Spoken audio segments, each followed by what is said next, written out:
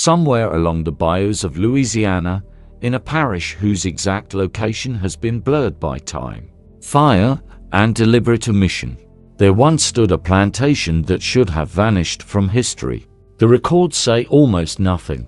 A name, a date, a single line about a woman who died of heart failure and a house that burned days later in an accidental fire. On paper, it is just another forgotten estate swallowed by cane fields and cypress roots. But history does not live only on paper, hidden in private letters, in an overseer's journal, and in the stubborn memories of the people who refuse to forget. There is another version of what happened there.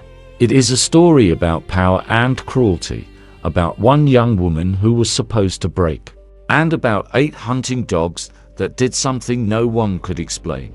Before we open that cellar door and step into the dark with her, I want to welcome you to Living Stories. If, by the end of this chapter, you feel the same chill that moved through the men who watched this happen in real time, make sure you subscribe to the channel and stay with us. Here, we bring back the histories that were meant to disappear. Now, let's go back to 1847. The documents that survive speak of an incident involving 8 dogs, a locked cellar, and a female slave of about 19 years of age. A magistrate in one of those documents, a man trained to speak in dry, legal language, writes of the girl only this: she possessed an authority I cannot explain and dare not question. He never again mentions her name. The plantation where it happened lay somewhere in St. Landry Parish during the 1840s.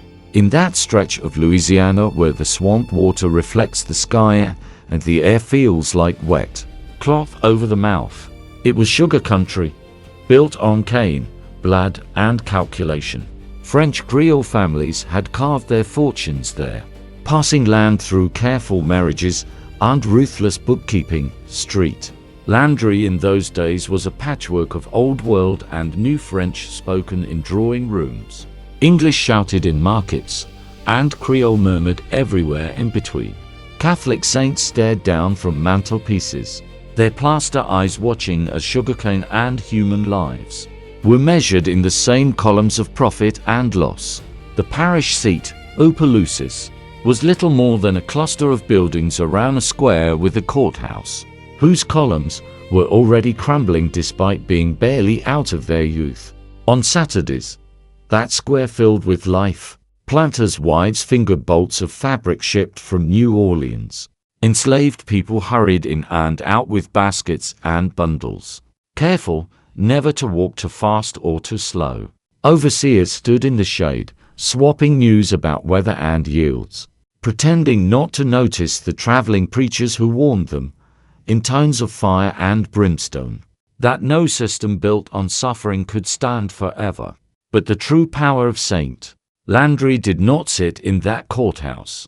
It lived on the estates scattered through the countryside, little kingdoms of their own, each ruled by whoever held the deed and the willingness to do whatever was necessary to keep labor cheap and obedience unquestioned.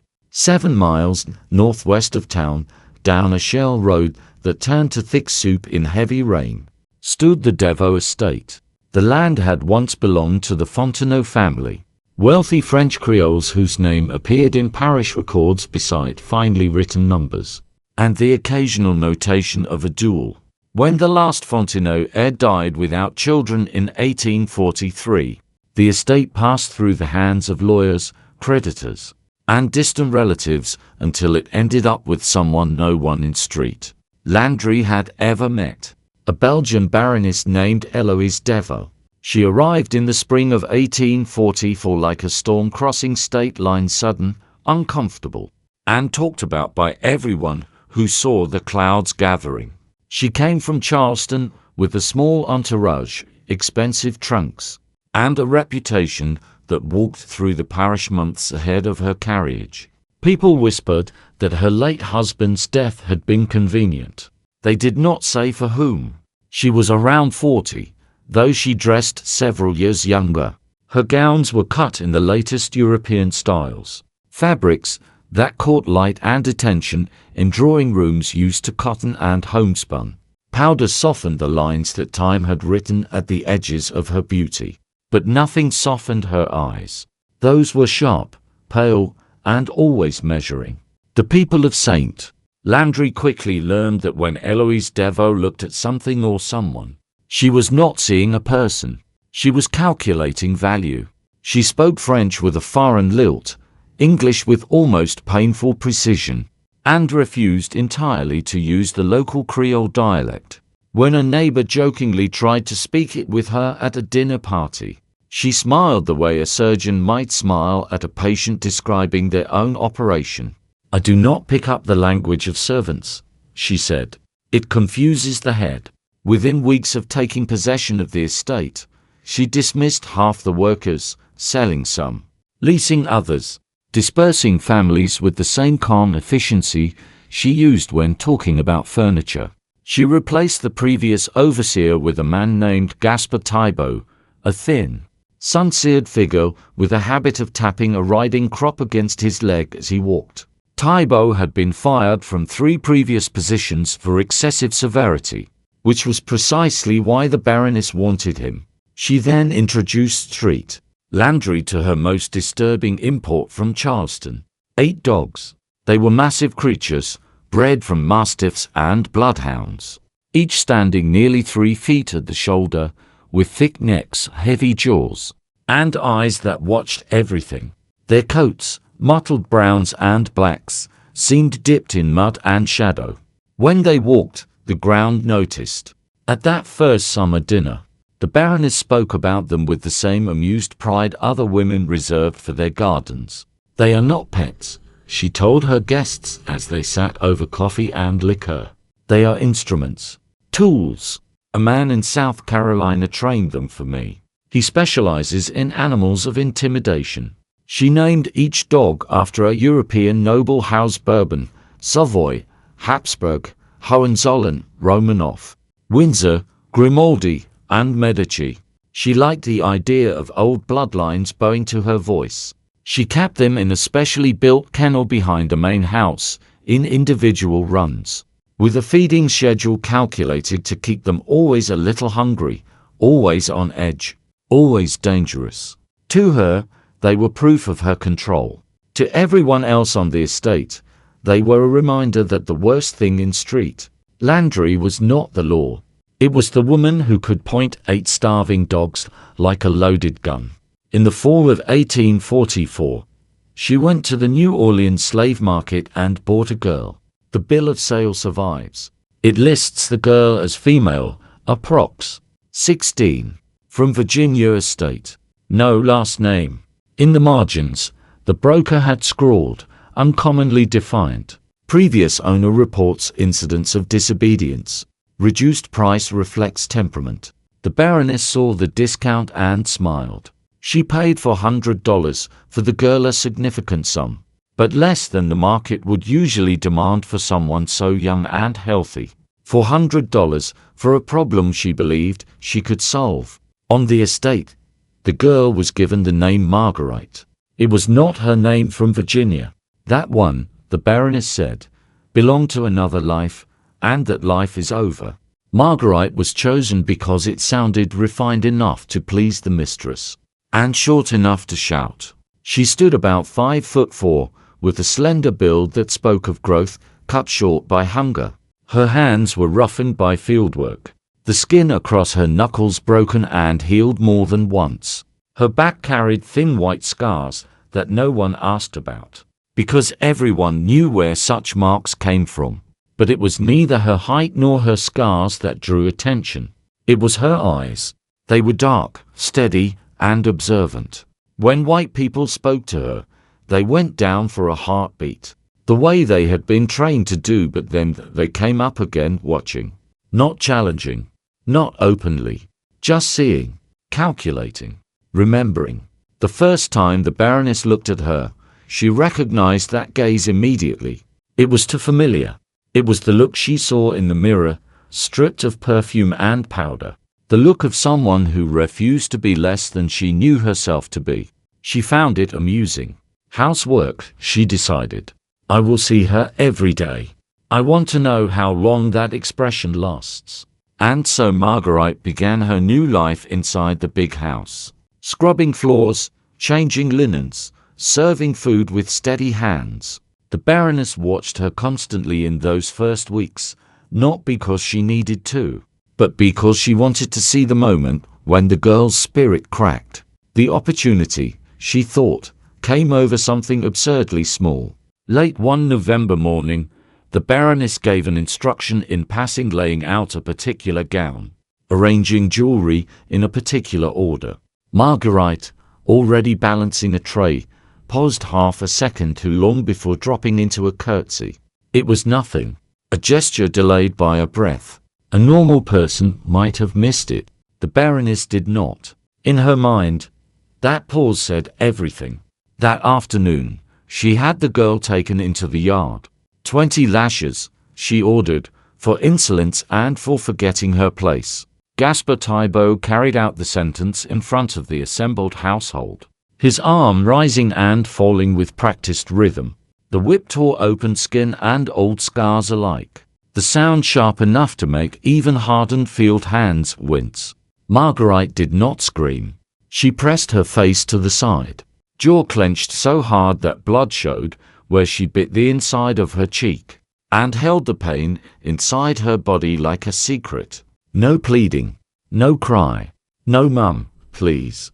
That silence enraged Eloise Devo more than any shouted curse could have. From then on, Marguerite became the axis around which the Baroness' moods turned. She created impossible tasks, then punished the girl for failing to complete them. She changed instructions halfway through a job, then called Marguerite incompetent when she followed the original directions. She planted silver in the girl's mattress and found it later. Each time, the girl endured the consequences with the same quiet, tight-jawed stillness. The other enslaved people began avoiding her, not because they disliked her, but because the Baroness' attention was like fire. Anything too near got burned. The overseer joked about how long the girl's spirit would last. Men placed quiet bets. She did not break. She bent, yes. She limped sometimes after punishment. Her hands shook in the cold after long nights of work. But something in her remained untouched. In her eyes, that unreachable center watched, waiting. For a brief moment, the Baroness seemed to forget her.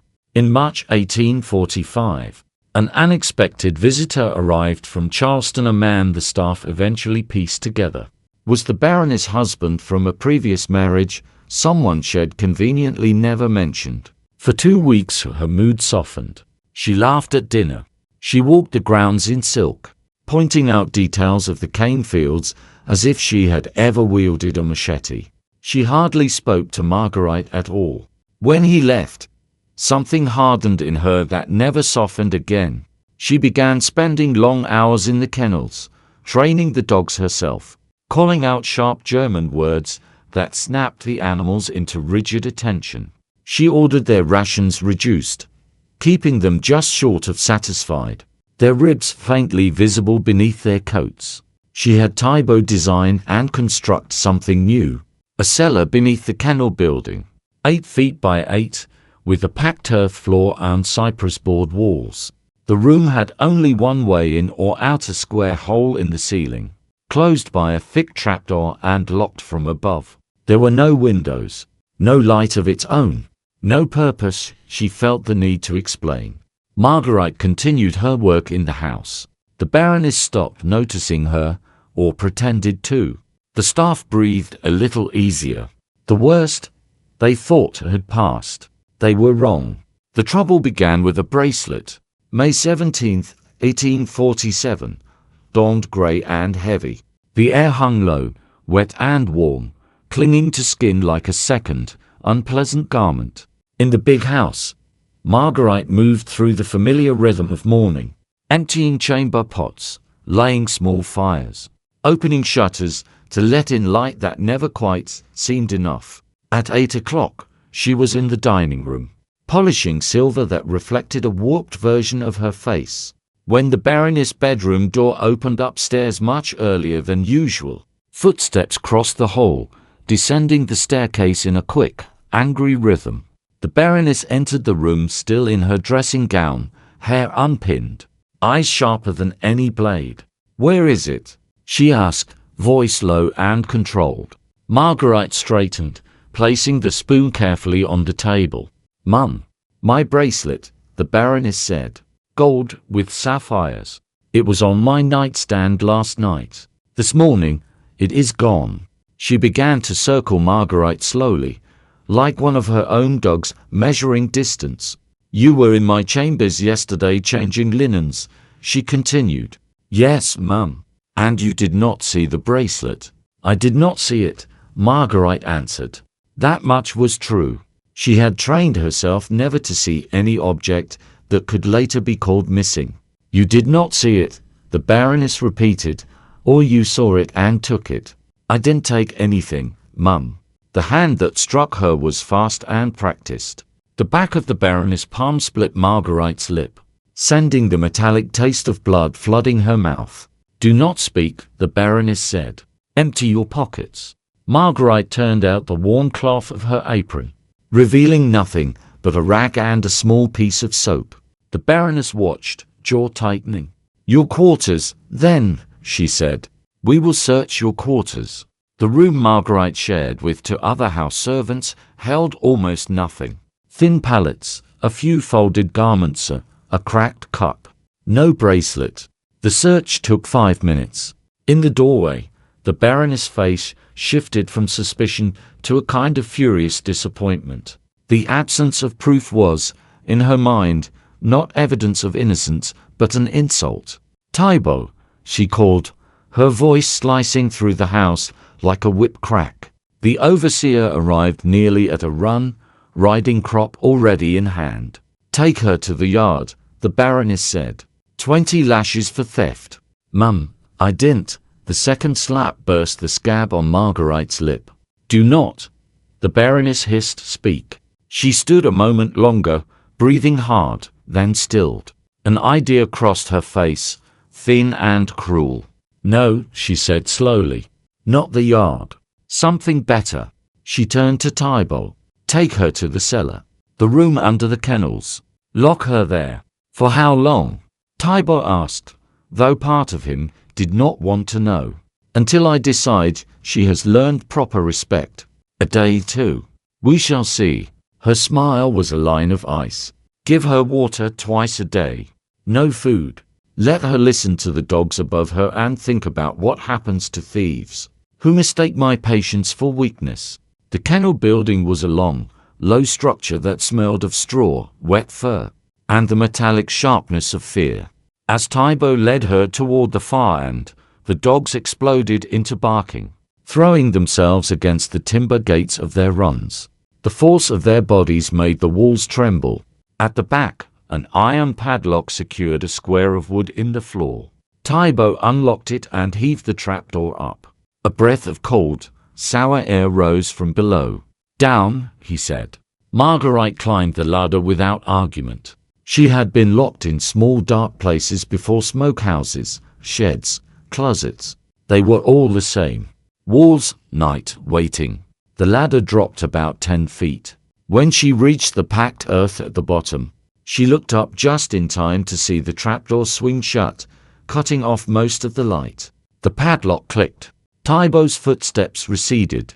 Above, the dogs raged for a while, then settled. As her eyes adjusted, the room revealed itself in shades of darkness. 8 feet square, maybe 7 feet high at the center. Cypress boards, earth floor, a bucket in one corner. Nothing else. She sat with her back against the wall, legs pulled in, arms wrapped around her knees. Her lips stung where it had split. Her shoulders and back thrummed with the memory of previous whippings. Above her, she could hear the dogs shift and breathe. Every now and then, claws scored wood. A chain chinked softly. She had been worse off before, she told herself. In Virginia, they had locked her 3 days in a smokehouse with no window and less air after she had answered an overseer's wife too quickly. This cellar was larger, cooler. She knew she could endure a day or two. the Baroness would grow bored. Work needed doing. Even cruelty had to bow eventually to the books that measured labor. What she could not know was that Eloise Devo was done being bored. The first day slid past in discomfort rather than panic. At dawn and dusk, Tiber opened the trapdoor just enough to lower a cup of water on a rope. He said nothing. She drank in silence and passed the cup back up, listening as he drew it out of reach. Light filtered through the cracks between the kennel floorboards above, throwing thin stripes onto the dirt. Dust motes floated through them. More than once, she watched a single particle drift and thought about how even dust traveled more freely than she did. By the second day, hunger became a thing with teeth. It gnawed at her insides, hollowing her out, making her thoughts slow and oddly sharp at the same time. Her tongue felt heavy in her mouth. Still, the water came, and she drank it with careful gratitude, telling herself that as long as there was water, the Baroness intended eventually to open that door. On the third day, no water came. She counted the time by the slow shift of light and by the sounds above. Morning chores, midday lull, the heavier steps of evening. Each cycle passed without the scrape of the trapdoor or the creak of the rope. Her lips cracked. Her head pounded. At one point she called out, the word shredded in her throat. But nothing answered her but the soft huff and shuffle of the dogs. That night, by her best guess, the beginning of the fourth different footsteps sounded overhead. Lighter, quicker, skirts rustling. The Baroness. Are you thirsty, Marguerite? Her voice floated down through the boards, honey over broken glass. Are you hungry? Are you ready to confess your theft? Marguerite said nothing. Her throat barely remembered how to shape words. I found my bracelet, the Baroness continued, behind my dresser. Exactly where it must have fallen. Isn't that interesting? She laughed, a soft, delighted sound. It seems you were innocent all along. A pause. And yet, here you are, still in the dark. Do you know why? Dust fell in tiny drifting threads as the Baroness walked slowly above, her heels thudding near one corner, then another. This was never about the bracelet. It is about that look in your eyes. That thing you keep hidden that you think I don't see. That little ember of self you insist on carrying. Her voice hardened. I am going to stamp it out. The dogs shifted restlessly, whining faintly. I have decided on an experiment, she said. A test of survival, if you like. The dogs above you have not been fed in 3 days. They are starving. As starving as you feel now, perhaps more. Marguerite closed her eyes. She could feel the shape of what was coming, the way a person can feel lightning before it strikes. Tomorrow morning, the Baroness continued, I will open the trapdoor and let them down to you. All 8 of them, teeth and hunger and breeding. Nature will take its course. The strong will consume the weak. The noble houses, she laughed again, at her private joke, will feast on the defiant slave. There is a poetry to it, don't you think? Her hand pressed flat against the floor, the boards creaking. You can save yourself, she said almost gently. You can scream, beg, promise me what I want, a broken spirit, gratitude for any scrap of mercy, absolute submission. You have until dawn to decide. After that, the choice will not be yours anymore. Her steps retreated. A door closed. Somewhere above, a dog whined, picked up by another and another, until the sound folded back into silence. In the darkness, Marguerite's heart beat so hard it hurt. 8 starving dogs. No room to run. No weapons. Nowhere to climb. Nowhere to hide.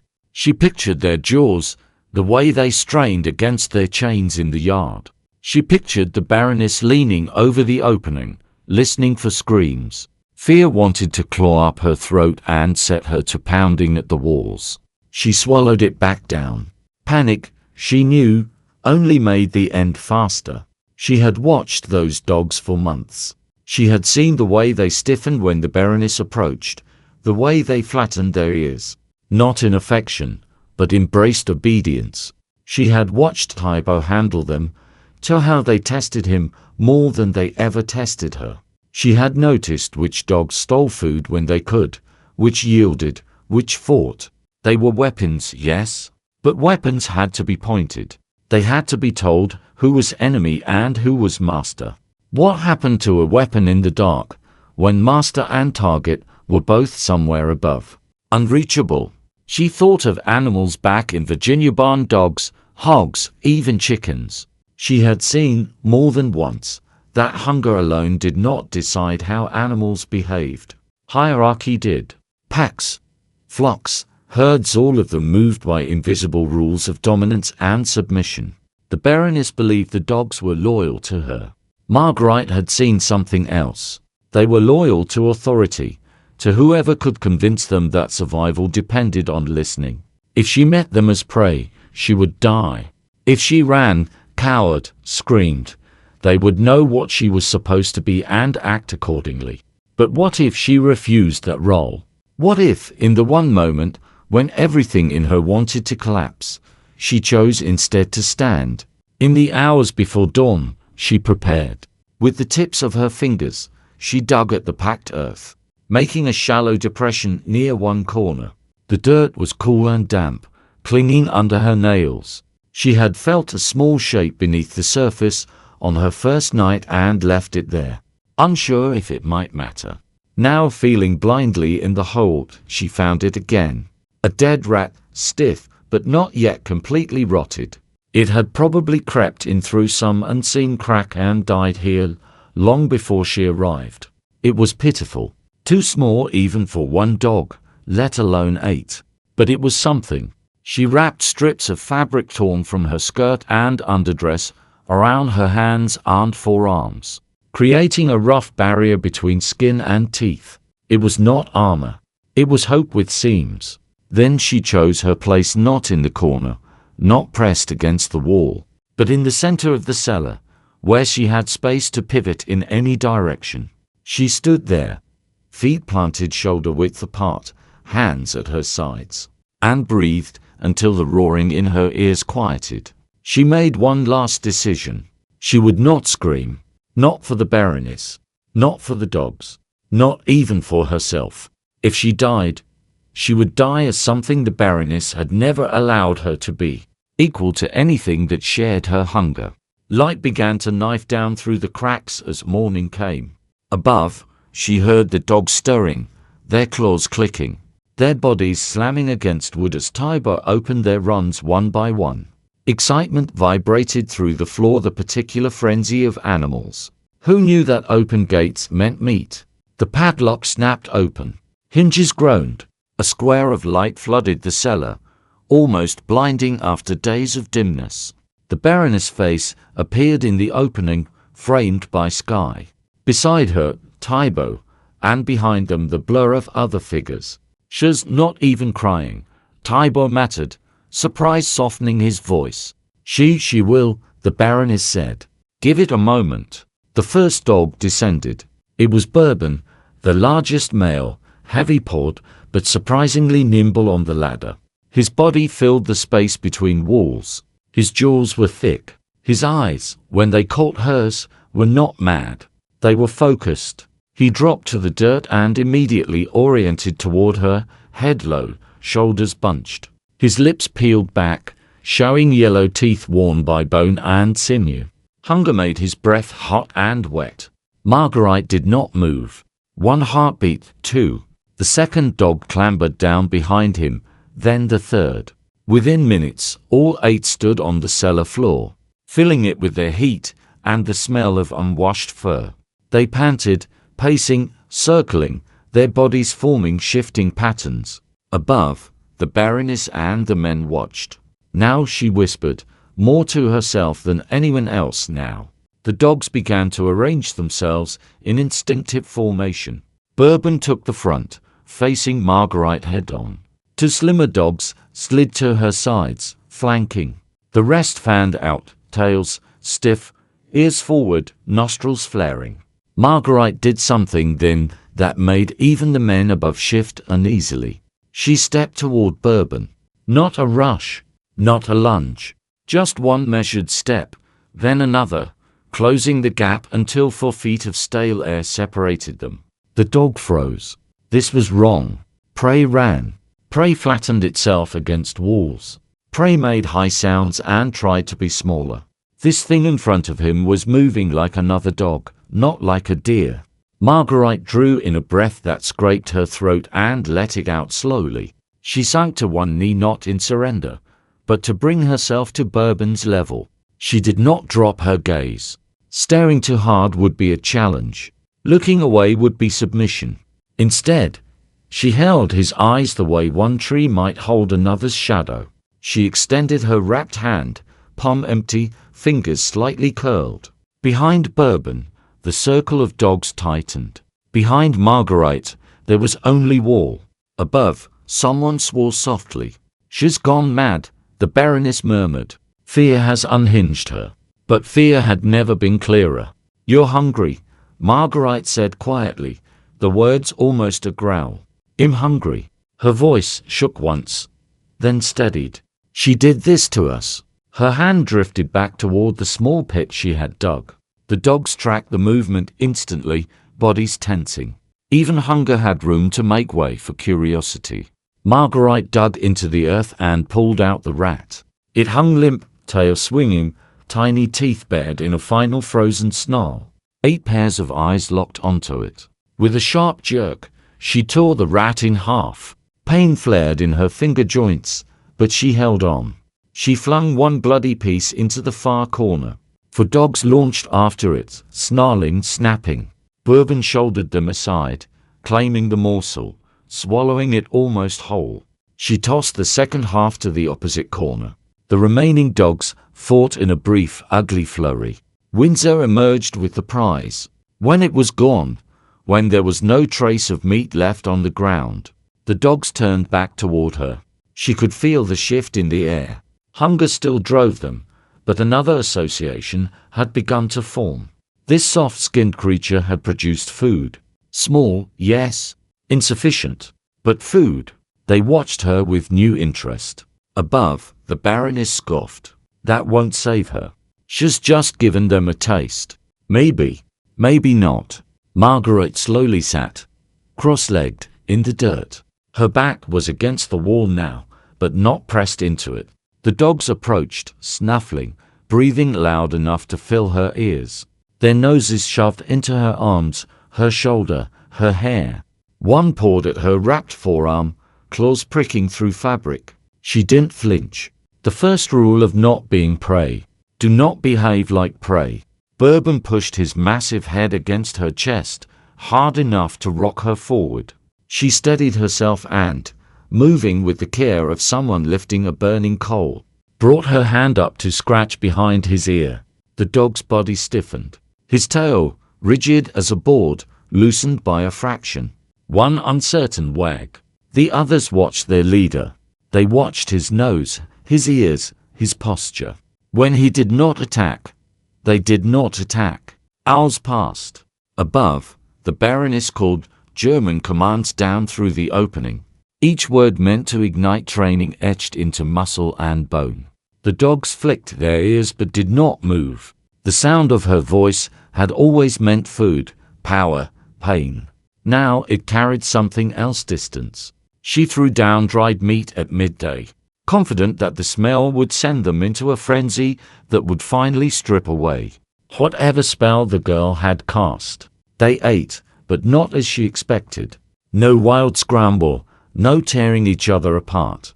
They snapped once or twice, but Bourbon's snarl restored order almost immediately. He claimed the largest piece then, without looking away from Marguerite, dropped a strip at her knee. Thibault watched this from above and later wrote, "At that moment I knew something had shifted beyond repair. In the cramped darkness, a new pack formed." Marguerite spoke to them in a low, constant murmur, not because they could understand her words, but because they could understand tone. She told them the story of Virginia and the smokehouse and the whip. She told them about how the Baroness had bought them as weapons and bought her as a problem. She told them she did not want to die, but she would rather die among fellow prisoners than live another day as a tool. The dogs lay down around her bodies, pressed against her sides and legs, hearts beating beneath ribs that rose and fell in unison. When she shifted, they adjusted with her. When she dozed, their ears twitched at every sound from above. They were starving. So was she. But in that cramped space, hunger was no longer the only law. By evening, their loyalty had begun to realign. The Baroness stayed at the trapdoor for hours, disbelief curdling into rage. She called commands until her voice grew hoarse. She threatened punishments that would melt the skin off the dogs' backs. She hissed promises of meat if they would just remember who you belong to. The dogs ignored her. That night, when Tybo suggested they might close the door and reconsider the plan, she turned on him like one of her own animals. "We will wait," she said. "We will see how long that ridiculous alliance lasts. When there is no more food, hunger will do what it always does." So they waited. 3 days. 3 days in which no water and no food came from above. 3 days in which the men in the house whispered that they heard breathing and occasional low whines, but never the wet tearing sounds of flesh. 3 days in which the enslaved people on the estate began to exchange glances, wondering how long a girl could live with 8 starving beasts in a hole. On the morning of May 21st, just over a week since Marguerite had first walked down that ladder, the Baroness cracked. She had not slept. Darkness hung under her eyes like bruises. Her hands shook even when she gripped the pistol she now kept constantly at her side. "Gather the men," she told Tybo. "Poles. Ropes. We end this absurd spectacle today." In the kennel building, the air was thick with the smell rising from the open trapdoor. Waste, stale breath, and something else, something that made the men step back instinctively. Death was not part of it. Not yet. "Open it," the Baroness ordered. Tybo unlocked the padlock and lifted the trapdoor. Light poured down into the cellar. The scene below did not belong to any world they knew. Marguerite sat upright in the center of the space, thin and filthy, clothing in tatters, skin drawn tight over cheekbones, but back straight. Around her lay the 8 dogs, each touching her or each other, forming a living wall, their bodies pressed against hers, heads resting on her legs, flanks, feet. When the light hit their eyes, they flared, not with frenzy, but with alert focus. 16 eyes, 1 human and 15 canine, turned up toward the open door together. "Marguerite," the Baroness called, fighting to keep her voice smooth. "Your punishment is over. Come up, and we will forget this unfortunate incident." The girl did not move. "I said, come up," the Baroness repeated, a hard edge entering her tone. "That is an order." Still nothing. The dogs stirred. A few lifted their heads. Their muscles tensed not toward the Baroness, but toward Marguerite as if awaiting her decision. The Baroness' composure shattered. "You will obey me," she shouted. "I own you. I own your body, your breath, your life. You will know." The word rose from the cellar like smoke. It was quiet, but the silence around it made it ring louder than any scream. Every man in the kennel building felt something shift. Slaves did not say no that way. Not with that calm finality. Not to someone like Eloise Devo. "What did you say?" the Baroness whispered. Marguerite lifted her face fully to the light. Dirt streaked her skin. Her lips were cracked and swollen. Her eyes were as they had always been. Steady, watching, intact. "I said no," she repeated. "I am not coming up alone.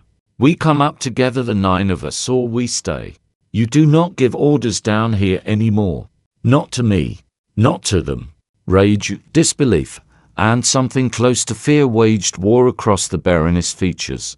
"Tybo," she snapped. "Send the men down. Drag her up. Beat her if you must. Separate her from those animals and put them back in their runs." "Mum," Tybo said carefully, "if anyone goes down there, those dogs will kill him. They're not looking at you. They're looking at us." "Then call them up," she said. Bring the dogs first. They will come when summoned. They always have. He tried. Commands in German. His accent clumsy, but close enough to trigger years of conditioning. Rolled down into the cellar. The dog's ears flicked toward the sound. None rose. None broke formation. They stayed with the girl. I would let her up, Tiber said finally, voice low, almost respectful. All of them. See what happens when they're not cornered. We can work from there. The Baroness stared at him as if he had grown a second head. You woodward. Mum, he said, correcting himself. I am telling you what I know about animals. They have chosen. Starve them longer and you will have 8 mad dogs in that hole and nothing will be controllable. When that door opens. Now at least. They are listening to someone. To her, the Baroness spat. They are listening to her. As I said, he replied softly, they have chosen. She wanted to argue. She wanted to scream that dogs could not choose, that slaves could not say no, that the world stayed in its precise shape because people like her demanded it. Instead, she heard her own voice threaten to crack and closed her mouth. Fine, she said finally. Let her up, but restrain her the moment she sets foot in this room. Chain her, beat her, do whatever is necessary. And those dogs go back in their cages. Tybo nodded, though even then, he knew he would not carry out half that order. He stepped closer to the opening. Marguerite, he called. In stepping back, you can come up. No one will touch you. Below, Marguerite studied his face for a long, long moment. She could not trust him. Not really. But she had not survived the cellar by trusting. She had survived by reading what lay beneath words. What she saw now in his eyes was not kindness. It was calculation and something else, something like resignation. Like a man who has realized that the map he followed his entire life no longer matches the ground under his feet. She poured what remained of her strength into her legs and stood. Stay, she whispered to the dogs, though she knew they would not. Stay close. She stepped onto the ladder. Her muscles trembled, not just from hunger, but from the sudden openness of being between one prison and another. She climbed. When her head broke the line of the floor, she felt the weight of every gaze in the kennel pressing against her like hands. She rose out of the cellar and turned, bare feet sinking into straw. Light flooded her eyes. She blinked once, twice, standing fully in the building for the first time in a week. She might have collapsed then. Instead, she took one step forward and made room for the dogs. Bourbon came first, hauling his weight up the ladder with an awkward grace that would have been unbelievable if half a dozen men had not watched it happen. Then Windsor, then Habsburg, Romanov, Grimaldi, Medici, Savoy, Hohenzollern. They emerged one by one and immediately arranged themselves around her, noses flaring, bodies tense, eyes tracking every movement in the room. The Baroness' hand tightened around the pistol. Her face had gone pale under its powder. What are you? She whispered. Marguerite met her gaze. I am exactly what you tried to destroy, she said. Her voice was rough, but it carried. I am someone you could not break. She took a breath, pulling air into lungs that had known little but the scent of earth and dog fur. You bought me because I was cheap, she continued. Because someone in Virginia said defiance made me worthless. You tried to grind me under work and whip and hunger. When that failed, you tried to have me torn apart in the dark. She spread her hands, indicating the dogs. I am still here, she said. And now they see you the way I do. The Baroness' laugh came out brittle.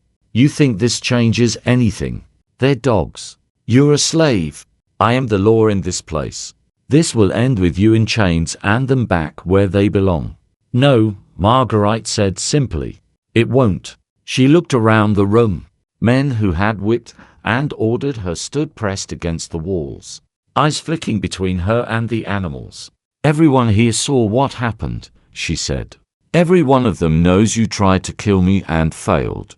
They saw you lose your hold on your own beasts. How long before that story reaches the fields? How long before every man and woman out there knows you are not invincible?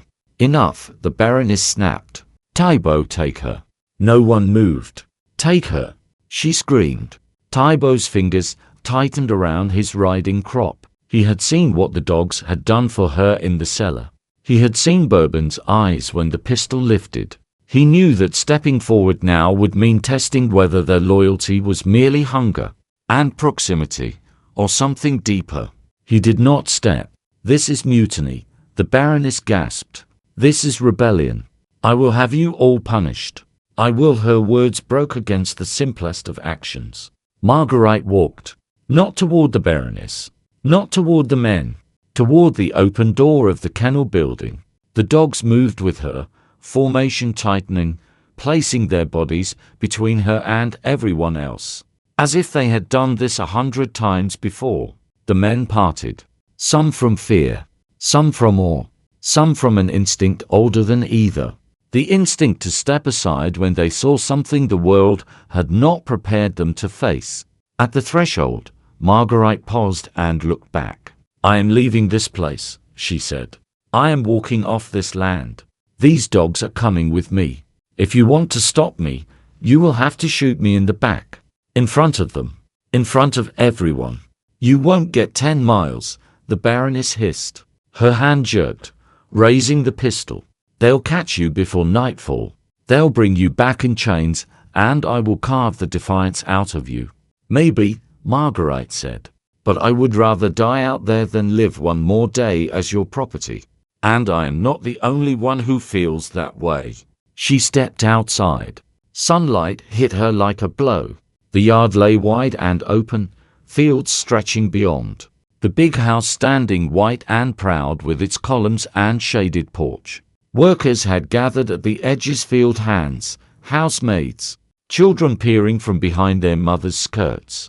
They saw a girl whose back they had watched take lashes, walking upright, surrounded by the Baroness dogs. Behind her, in the doorway of the kennel, Eloise Devo lifted the pistol and fired. The shot went wide. Whether by design or trembling hand, no one could say. The bullet tore bark from a tree 20 feet from Marguerite's right shoulder. The blast echoed off the house and barns. A sound people would remember long after they forgot the smell of the breakfast that morning. Tybo reached for the Baroness' arm, grabbing it before she could fire again. Mum, he said urgently, let her go. For God's sake, let her go.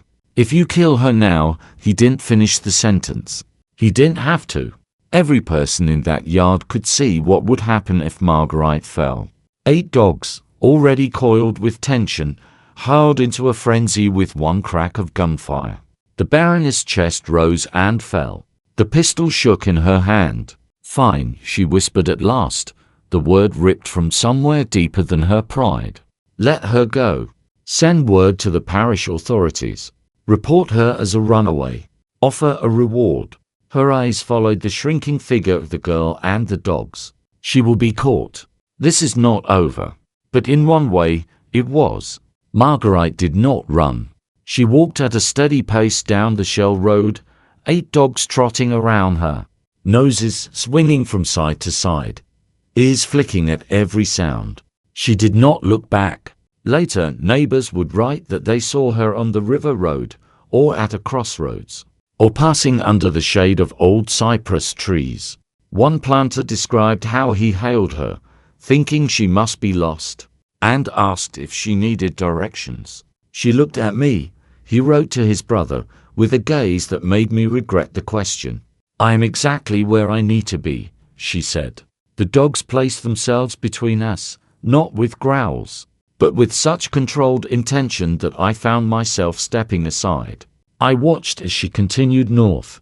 I felt relief when I could no longer see her. Back on the Devo estate, time moved forward in short, jagged steps. The Baroness went to her chamber, closed the door, and did not come out. Servants knocked. No answer. Meals left outside remained untouched.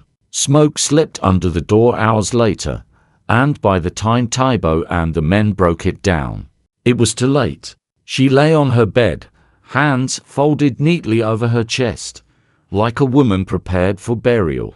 There were no marks, no bruises, no sign of struggle. On the table beside her sat a teacup and an open jar of dried leaves and petals.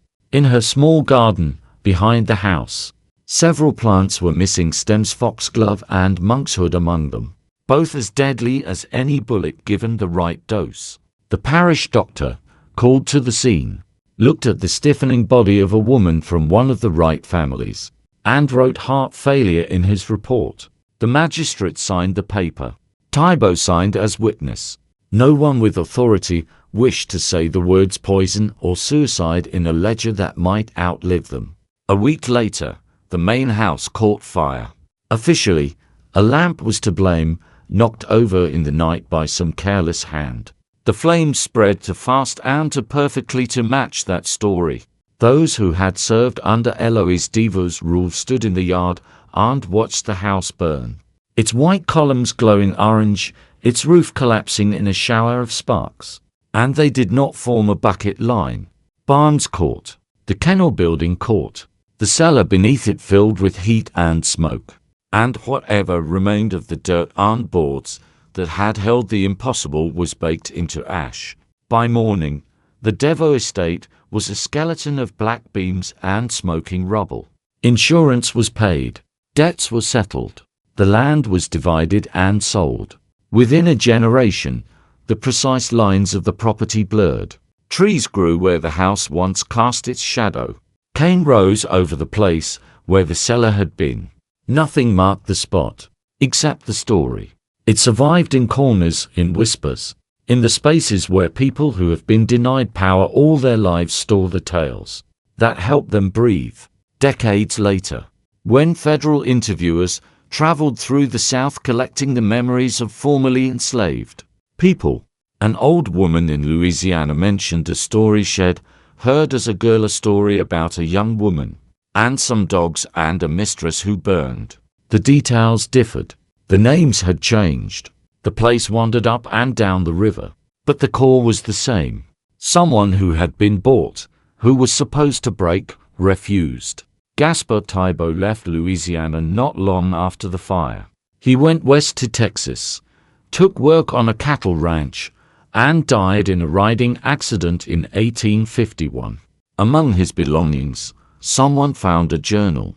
Years later, that journal made its way to a historical society, where a researcher reading through brittle pages found entry after entry about the Devo estate. "I have seen much cruelty in my profession," Devo wrote in his final pages, "much of it by my own hand.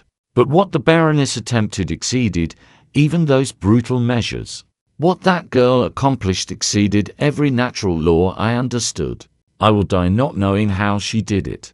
And perhaps that is just punishment for the man I chose to be." 3 enslaved people from the Devo estate gained their legal freedom in 1848. Their names appear in parish records.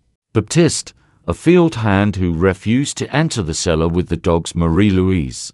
The cook who had prepared the Baroness' last tea, and Thomas, a houseman who had first noticed the smoke from her door. The documents do not explain why those 3, of all those who had lived under her, were freed. Marguerite's name appears nowhere. No runaway notice describes a young woman walking north with 8 enormous dogs. No arrest record notes a girl whose eyes made even armed men step aside. She simply vanishes from official paper, like a figure stepping off one page and into the white margin beyond. But the letters exist. The journal exists. Parish death records, fire reports, property transfers, they all exist. Alone, each piece is just a scrap. Together, they outline the shape of something larger. Something that makes people in comfortable positions uneasy. Because if one enslaved woman could sit in a dark cellar with 8 starving dogs, and come out, not as prey, but as leader, if 8 animals bred and trained for intimidation could choose empathy over fear, then the entire system, built on the belief that some people are born to dominate and others to obey, begins to crack. The most unsettling part may be this: The authorities, who knew enough to be frightened by what happened, chose not to push. They closed the book. They wrote heart failure instead of poison. They called a deliberate blaze an accident. They let a girl walk north with 8 expensive animals, and did not chase her hard enough to catch her. Because if they had, they would have had to put into words what was already clear. Their control was not as complete as they claimed. What actually happened in that cellar during those 4 days and nights? Was it, as some modern scholars suggest, simply the last desperate gamble of a cornered human who understood animals better than her owners did? Was it something deeper, a moment when the thin line between species wavered, and two different kinds of creature recognized each other as fellow prisoners? We cannot know for certain. We only know what was written, what was whispered, and what refused to vanish even when powerful people tried to erase it. What remains is an image. A road along the river. A young woman, thin and tired but walking upright, putting one bare foot in front of the other. 8 hunting dogs around her, moving in formation, their eyes scanning ahead, their bodies ready not to attack on command, but to defend the one person who had shared their hunger and refused to fear them. No overseer behind them, no mistress calling them back, just a road and a future so uncertain that even history hesitated to follow. If this story stayed with you, if some part of you can see that girl and those dogs moving through the morning mist and understands why no one dared step in their way, make sure you subscribe to Living Stories. Here, we bring back the moments that should have been erased, the cracks in the armor of power, the voices that refuse to be silent. There are more of these stories.